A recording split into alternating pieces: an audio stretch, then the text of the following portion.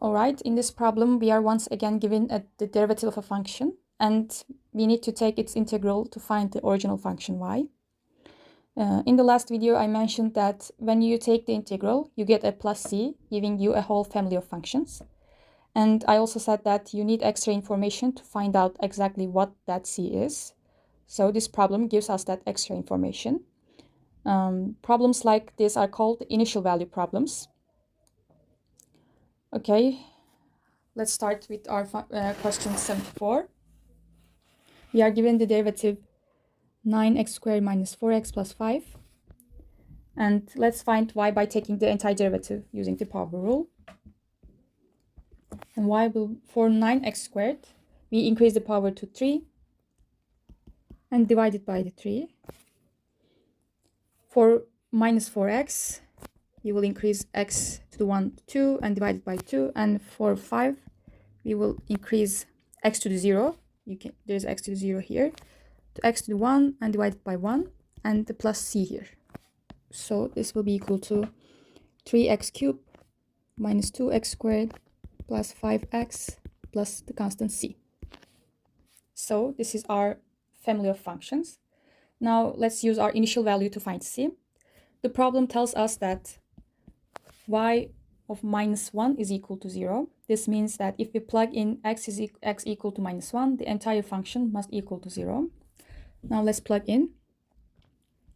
Minus 1 is equal to 1 cubed minus 2 times minus 1 squared plus 5 times minus 1 plus the constant c, which will be equal to 0. And this will be minus 3 minus 2 minus 5 plus c is equal to 0. Sorry, 0. Then c will be equal to 10. So now that we know what c is, we can write our final specific function, which is y is equal to x cubed minus 2x squared plus 5x plus 10.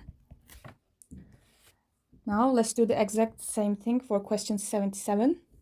This time our function is s and our variable is t, and we are given the derivative with respect to t, which is 1 plus cosine t.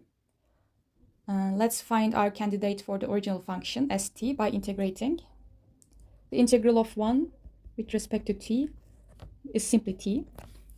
And what function's derivative is cosine t? So that's sine t. Okay. And of course, add our constant c. So this is our family of functions. And let's check for our initial value. We are given that s0 is equal to 4. So we plug t is equal to 0 into our function and set it equal to 4.